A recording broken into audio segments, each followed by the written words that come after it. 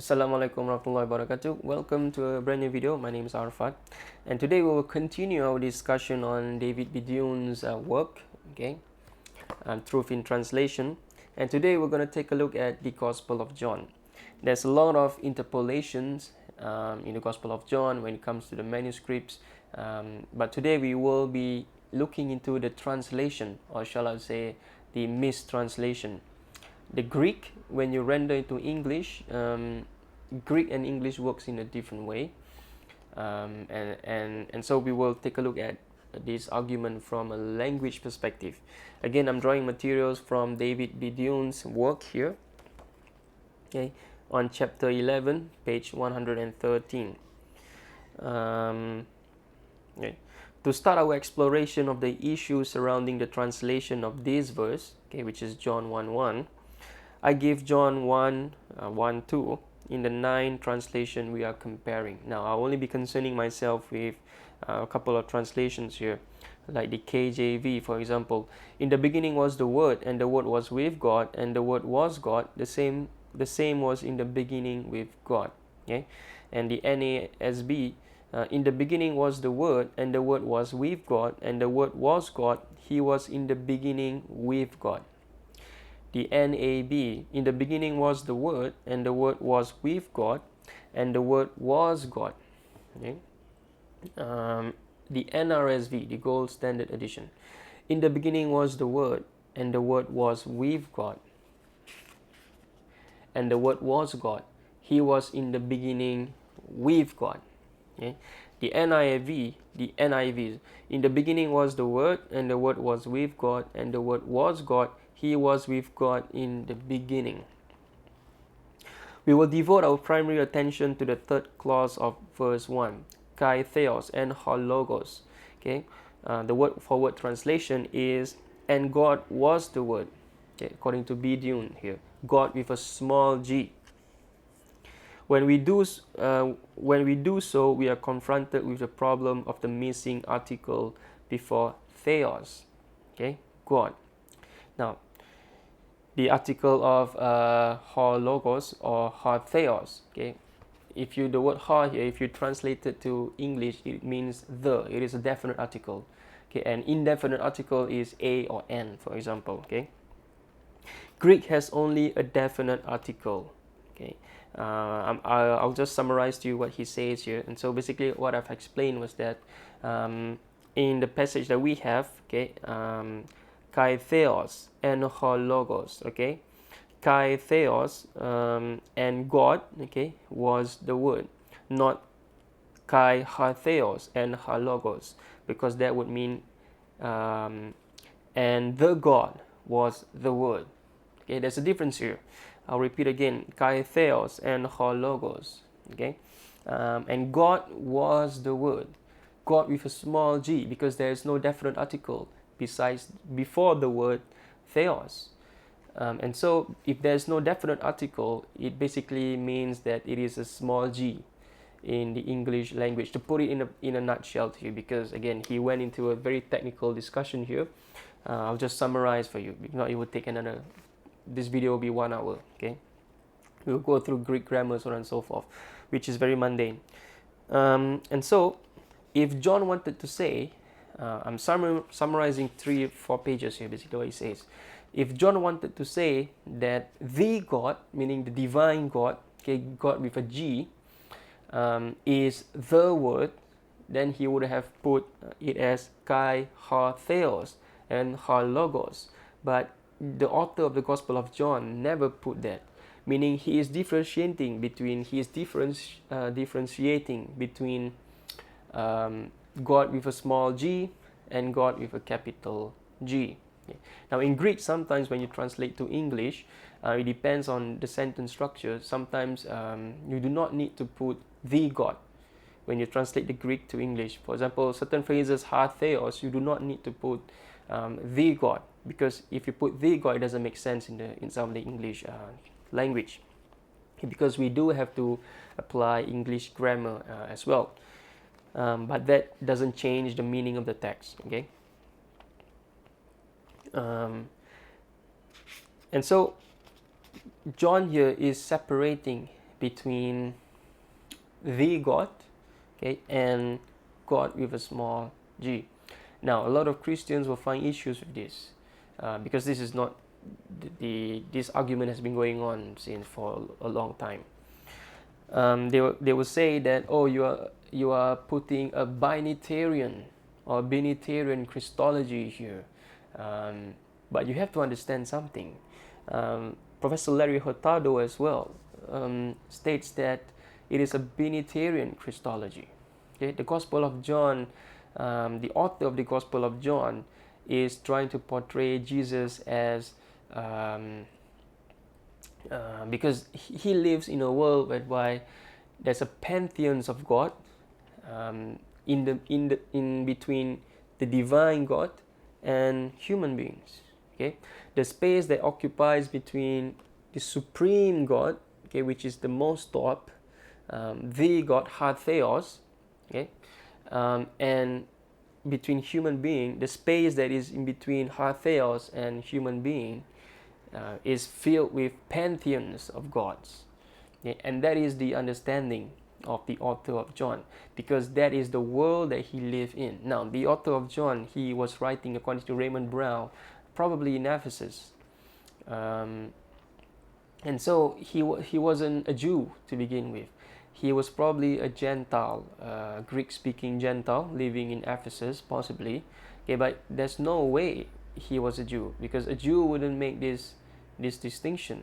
Okay, even though a Jew never reject the existence of other pantheons of gods with a small g, but they just happen to worship Yod-Heh-Vod-Heh, or Yahweh. And so John here is trying to make a distinction. Okay, now we'll return back to this. Okay, in Greek, if you leave off the article from theos in a sentence like the one in John 1:1c, okay, the later phrase of John 1:1, then your readers will assume you mean a God. Okay, so without the definite article theos or hath, okay, it will basically means a God. It becomes an indefinite article if you translate to English. Okay, because Greek has no indefinite article. Okay, then your readers will assume you mean a God. The kind of sentence we are dealing with is one with a be verb, okay, where the predicate noun theos, okay, the predicate noun theos is in the same noun form as the same case here basically means as the subject noun logos, okay, the word. In this subject nominative form, the definite article is really indispensable for making the noun definite. Okay, it's very important that you listen to this carefully. Its absence make theos quite different than the definite theos. Okay, because of the absence of the definite article, it is different. The word theos it is not the same as theos. It is referring to a different thing. Because of the lack of the definite article, or without the definite article before the noun, okay, logos, okay, or theos, then you are not, the word or the God is different from a word and a God. Okay, I repeat, the God and a God is different from the God is different from a God, and the word logos is different from logos, a word. Okay, they're not the same thing. In other words, John uses the indefinite theos in a manner distinct from his use of the definite theos. Okay, meaning John is referring to a different thing here, and this is the beauty of the Greek language. And unfortunately, the translators, when they translate this, they played around with the translation. I hope you're following along here. But the NRSV, I'll just read you the NRSV again. Okay? In the beginning was the Word, and the Word was with God, and the Word was God. He was in the beginning with God. Okay, and so they're just playing around with the words here. Now let me give you a much better explanation here. The middle theos, okay, we are left to conclude, is not exactly the same thing as the God of John 1:1 b and John 1:1 verse 2. If John had wanted to say the Word was God, as so many English translations have it, he could have very easily done so by simply adding the definite article ha, okay, or ho, to the word God, ha theos, making it the God and therefore God with a capital G. Okay, remember I told you earlier on that sometimes if you render the Greek into English, you can drop the definite article, but you put a capital G, for example, for God. Okay. Then if John wanted to say that the word is actually the God, ha logos, ha theos, okay, ha logos and ha theos, okay, meaning John is saying that the word is actually God, meaning they're referring to the same thing, okay, which he is not, then John would have written ha logos and ha theos, okay, the example that I gave you earlier on. But John did not write that. Okay. He did not write ha theos or ha logos and ha theos. Okay, he did not write that. Instead, he writes something very clear. But the translations have played around, or they have fiddled with the text, and this is very disappointing here. Again, kai theos and ha logos. This is what John actually writes. John never write kai ha theos and ha logos. Okay, he wrote that in the beginning, and God was the Word. Okay, he never say and the God was the Word. Without the definite article and with the definite article the, it is a completely different statement. Okay, this is a very, very major point, but apparently a lot of people do not get it, and I hope I have explained it very clearly. So the Word and the God is not the same thing, and that is why Larry Hurtado, as well as BeDuhn, says that it is imploring somehow of a Binitarian Christology, and unfortunately that is not what we have in the English translation, because let me read to you again. Let me read to you from the NIV this time. Okay, in the beginning was the Word, and the Word was with God, and the Word was God. He was with God in the beginning. The statement basically is trying to say that the Word is the God, meaning the Word and the God is exactly the same thing. Okay, but that is not what John is saying. Okay, there is a separation between the Word and the God. They're not the same thing. And so how do we best explain the understanding of John here, now that we've gone through the language? Again, I'll just summarize you. I think I've read enough. So basically what John was trying to say, and we have to look at John again from a historical perspective, because the history of his community, or the history of when it was written, or his environment shapes his writings. And we have to understand him using his own context. If we try to understand him using modern context, then we unfortunately will misunderstand him, as so many people have misunderstood the Gospel of John. The Gospel of John is not portraying a Trinitarian Christology, and the Gospel of John is not saying that Jesus is Jesus and God and the Word is the same. Okay, there's clearly a distinction here. Now, my argument, and a very strong one, according to, because this is not my argument that I've came up with myself, I've added on to the works of other scholars, but my argument is that the Gospel of John is trying to portray Jesus as somewhat the Messiah to the Jews. Okay, and the Gospel of John, the author of the Gospel of John, is trying to build on the synoptics. Okay, a lot of scholars do not believe that John has access to the synoptics, But no doubt he must have some knowledge about the synoptics, because the synoptics share certain sources as well, like Q, for example. Okay? And so John, if you look at certain passages in John, they follow the synoptics, but they are independent of one another. Okay, meaning they don't. John never used the synoptic gospels, like he doesn't have Matthew, Mark, and Luke in front of him, and he was copying from Matthew, Mark, and Luke, but he has the sources, the same sources that Matthew, Mark, and Luke use. Okay, he has them. He must have access to them because he follows the narrative in the synoptics, for example, although he changes some of it. Okay, sometimes radically he changed and he contradict the synoptics.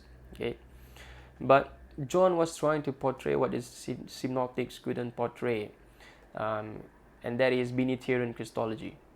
The synoptics never portray Binitarian Christology, but John portrays the Binitarian Christology because of his understanding of the pantheons of God.